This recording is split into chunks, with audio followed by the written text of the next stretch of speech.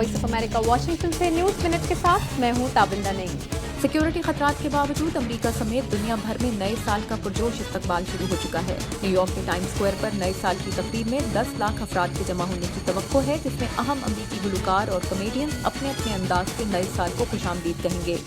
अमेरिकी अखबार wall street journal के मुताबिक अमेरिका ईरान, हांगकांग और मुत्तहिदा अरब अमारात की 12 कंपनियों और अफराद पर ईरान के मिसाइल प्रोग्राम में मदद देने के लिए नई पाबंदियों पर गौर कर रहा है। ईरानी वजारत खारजा ने नई पाबंदियों को गैर कानूनी करार दिया है।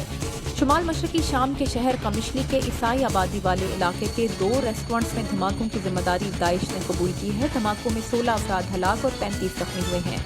अमेरिका की वस्त मगरबी रियासतों मिसूरी, इलिनॉय, आर्कनसा और ओक्लाहोमा में शदीद बारिशों और सैलाब से कम 24 अफराद हलाक हो गए हैं। महकमा मौसमियात ने रियासत मिसूरी और इलिनॉय में मजीद सैलाब की पेशगोई की है।